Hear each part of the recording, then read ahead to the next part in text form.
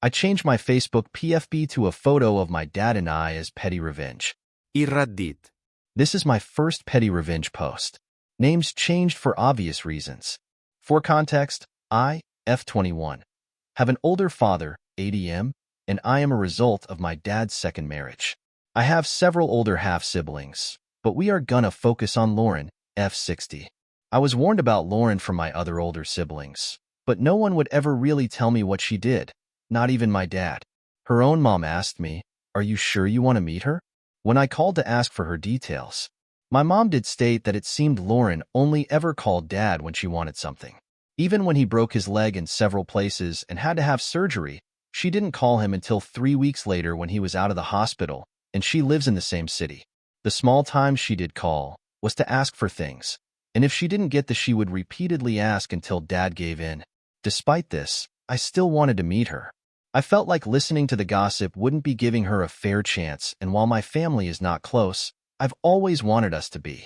I met Lauren over Facebook just over a year ago and started noticing that more people in my family were unfriending her. I shrugged it off until yesterday. Yesterday, I posted a photo of my dad and me at my graduation from high school, and a while later I got a message from Lauren. She told me that I should be careful about posting photos of our family, especially of our dad, because there are people she's friends with that don't like him. He owned a business and him employees screwed people over while he was out of town, but since he owned the business, he took the fall. I told her that I was aware, but kept the photos up. She then responded that she didn't want any photos of her family on Facebook, regardless of whether or not it was hers. The thing is, my dad had given me permission to post them, so I called him to make sure. Unbeknownst to me, my sister had called him and told him I was publishing private family information to Facebook, as in addresses, phone numbers, etc. The most private information I've shared is about our great-great-grandma who died over 100 years ago, who I've been doing research on for the past several years. My dad was livid at the thought, but after explaining what happened, he apologized for jumping the gun. Now comes the petty revenge. Since she didn't want her friends to see photos of our dad, I unfriended her, but not before changing my profile picture to another graduation photo of my dad and me. I then sent her the following message. "Hey girl, that's cool that you don't want family photos on your Facebook. However, I got Dad's permission to post my photos of him and me together, so I will post what I please. It's not like I'm posting family gossip, though I implore you not to fuck with me again, because I have no problem posting family gossip about someone who does me dirty." Beaming face with smiling eyes, you know for a fact I'm not posting anything personal, other than family history about dead people that I worked for years to learn and have a right to share. If you have friends that would get upset with you simply because they saw a photo your 21-year-old half-sister posted, then maybe you should get better friends. Their idiocy sounds like a skill issue.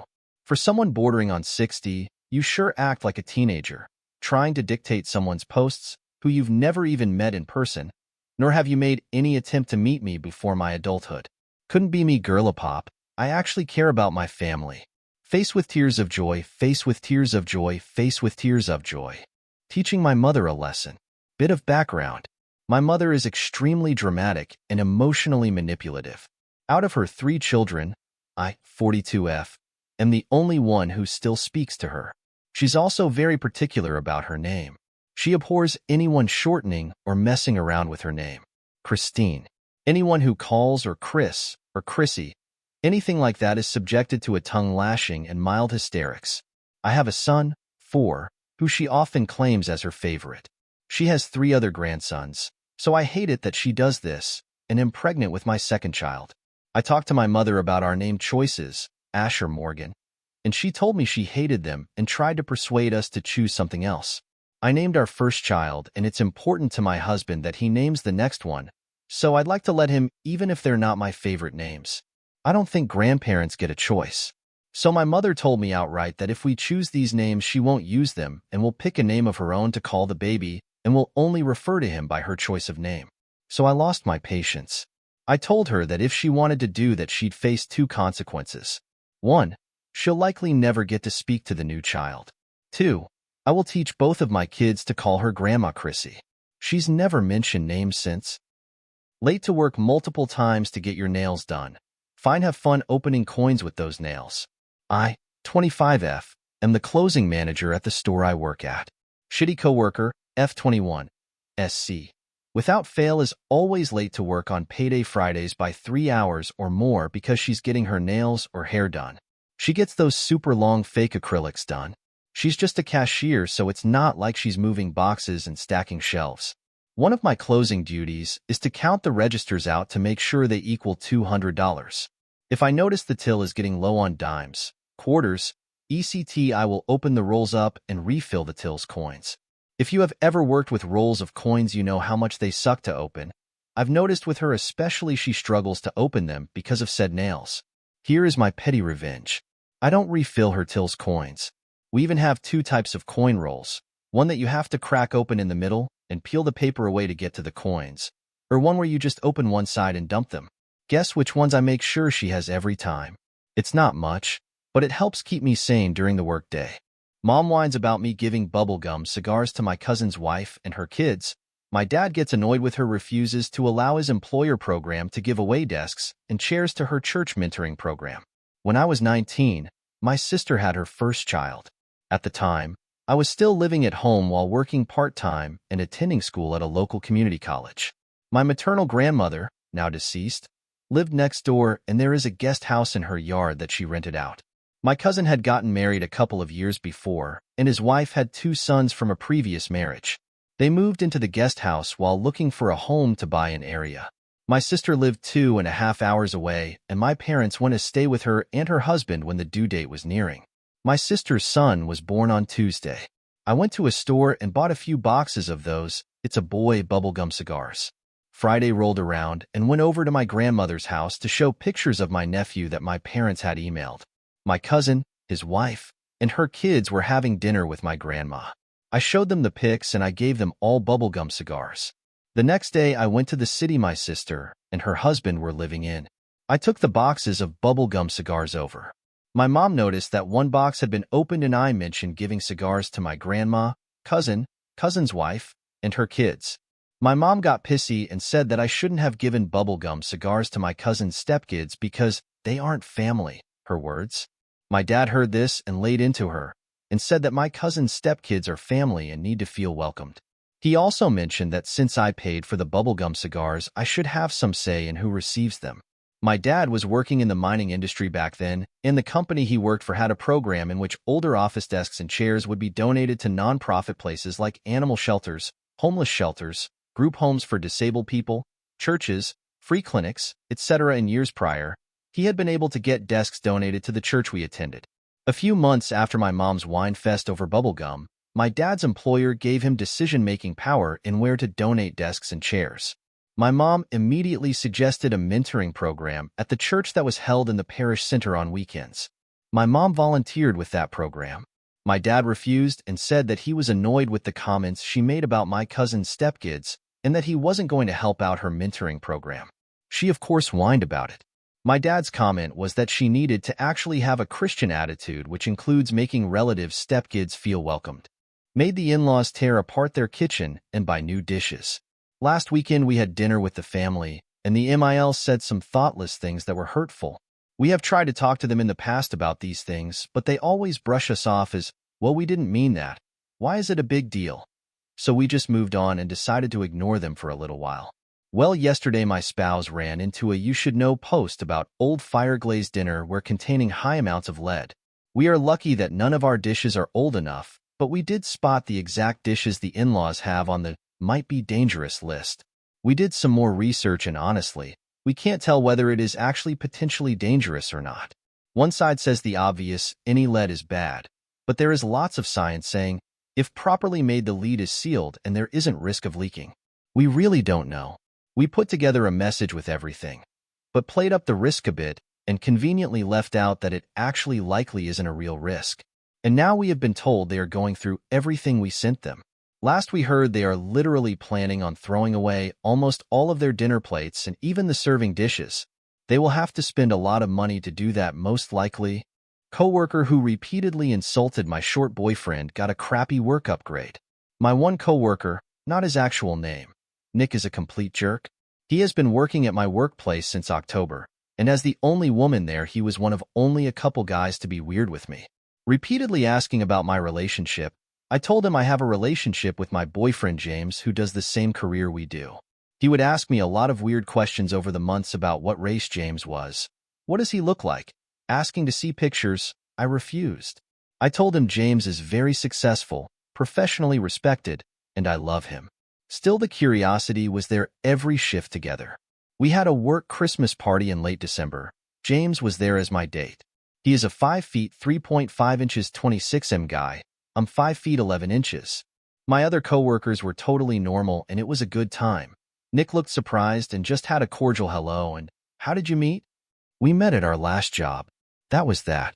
Over the next few weeks, Nick, who is a 6 feet 5 inches guy, made several comments about, "How can he handle you? You didn't want a real man. You seem really dominant. So you like white boys? Well, we know you like little men. How does that work with #X?" That pissed me off. This stuck with me as I have an extreme distaste for anyone who insults my man, especially being friendly to his face, then saying this shit on the back end to his lady. 2 supervisors quit between the end of December and January, and we were called into my head boss's office to give our opinions on the appointments. One of the supervisory roles was focused on heavy paperwork and was the overnight role. Nick was openly talking about how he wanted the other position, which involved more freedom and daytime hours. I knew he would get it based on work experience and age. 8 years in the career, 32M. I only have 3 years as a 25F wasn't going to apply. My boss asked me what I thought, and I cited multiple examples of Nick covering people's rear ends with paperwork and weaponized his competence. I also really embellished how my other coworker, who was the other consideration, didn't do well at night and seemed like he may fall asleep easily. I brought up examples of mistakes made by my other coworker and made Nick sound like the only one capable of handling dozens of detailed reports and documents. My boss highly values my opinions, and I have been personally consulted about many regular decisions. At the end of our conversation, my boss told me he made his decision. Nick was assigned to the overnight supervisory role a couple days later. The pay is barely an increase given he is forbidden from OT, and the workload is way more than the base responsibilities. It has been a month of this role. He has since had many verbal arguments with his wife on the phone and is miserable. No idea I said anything. He seems too focused on the increased work and personal life stress to say anything about James. Smiling face with horns. Edit. I'm a firefighter. We don't have an HR department. It is through the city. This isn't a company. I phrased it obscurely purposefully, but am not ashamed of my occupation, so cat is out of the bag. Also, at a previous department, things got so bad with sexual harassment with a select few men that I ate in the women's bathroom before applying where I'm at now. When I tried to report the past situation through the chain of command at a larger department, it got out, from supervisors, that I was a snitch, and my life was hell to the point of clinical depression. I already am involved in a lawsuit with my previous employer. James was one of a handful of guys who was still kind to me and didn't join in the workplace bullying. He wound up quitting that department on his own volition shortly after I left. Not scared of saying things generally, but I know how this career is and have learned a lot from that experience. It is very embarrassing to tell your boss and show him text that your coworker openly asked for nudes, and if he can do certain things to you in here, why can't you move on? This is not a serious matter from a superior. Also, the thing with Nick is a lot worse than what I initially typed, trying to keep it safe for work. He has openly asked if James has a small package to me, which was really upsetting. Did you have sex with him? When I told Chief, I picked James up from the airport a day prior when he came back from a special training. Some of these interactions were in front of one of the supervisors who quit, who has my back, and asked what I wanted to do. I have pulled strings based on seniority before the promotion and basically made Nick work Christmas Day, when really I'm not big on Christmas or holidays, and it meant way more to him than me. Didn't know I was involved in that either. In the meantime, I only have to see Nick now once a month during mandatory team meetings for an HR, which is better for overall well-being. I am asking my union rep what my next steps would be this week if this continues. This one is short, and I'll never admit to it in real life. To make a long story short, I once had the breakup from hell. We were together for a year, and then he dumped me out of the blue, screwed me out of some money, and I later found out there was another woman involved. It was even worse because I had no support network where we were living, so I also made the hard choice to quit my job with no backup and move back to my hometown. I lost everything, so I fooled around with his dad. It ruined their father/son relationship, and he was pretty upset. His dad was fine with it because apparently this was a pattern of behavior with his son, and he was sick of it. He was actually the one who told his son, and he made sure to tell him in a really petty way. There. I finally told someone. It's okay if you judge me. I don't exactly feel great about it myself, but at least the sex with his dad was good. How my father-in-law learned about his family heritage the hard way. The response to a previous comment was overwhelming. People wanted to know the story. So, here it is. When I started dating my wife, we have been married 24 years. I had been living in the USA on an H-1B visa for a few years. It was truly love at first sight. We knew from day one we were perfect for each other. She was a Southern Baptist from the Deep South. Me, tall, blonde, all-American look but not American. Her, beautiful Southern blonde. After dating a few months, she decided that the time was right to introduce me to her parents. She tried warning me about safe topics to discuss, golf, college football, etc., and some topics to avoid, religion, sex, politics. You know, the big ones. I was nervous, as you might expect. Well, her parents kept the wheels on pretty well our first meeting, but as we were watching a college football game, her father let slip a "look at that N-bomb run." I was floored. I had never heard that language out of my wife, and I went from excited about our future to, what the hell I have gotten into. Because of the large amount of alcohol involved with that event, I waited until the next morning to bring it up with my wife. She was mortified and said that yes, her father was very racist. She took great pains assuring me she was not, and thus we were able to stay together, but I had to endure her parents for holidays and events. I finally get the courage to ask her to marry me, and if you are Southern, you know that you have to ask the father for permission before you can ask the daughter. Well, I called to schedule a time to talk to him, but he is very cagey and seems to know what is going on. I am busy, I can't meet. He comes up with every reason in the world to not meet with me. Finally, I just blurt out, listen, I am trying to do the right thing and ask for your daughter's hand in marriage because that is important to her. However, if you keep making this difficult, I will just skip you and ask her directly. Well, that just set the old man off. She won't say yes, you aren't American. I bet you are just marrying her to get a green card. Isn't that how you foreigners do this? I let my inner smartass out after this one, and let him know that there are far easier ways to get green cards than marrying into his family. He responded, fine, ask her, but she isn't marrying a foreigner. Spoiler, she did. We are? Many instances of issues over the last 20-some years with her family and my foreignness. About 4 years ago, I decided that I wanted to get our DNA tested. I have always been curious, and we all have our family stories about where we came from. So, I pulled the trigger for my wife and I and both kids, as well as my parents. You needed a different email for each submission back then, so I had my wife's info sent directly to her. I used my alt emails for both kids and my main for me. The results come back and I immediately go to mine. Scandinavian, English, Irish, Scottish. I am literally glow in the dark white. One of my children, the oldest, matches my heritage pretty closely. My other, while still a genetic matches child, for all you Reddit, she is cheating people, shows some Congo DNA. Like 2% if I remember correctly. This did make me curious, so I asked my wife to see her report. I don't have it. Okay, let's give it a few days, maybe yours is last. 3 weeks later she was too busy to check, but didn't think she had it. My parents had theirs, my kids and I had ours. So I sat her down and said, I know you have the results, and I am curious if you have Congo DNA like my youngest.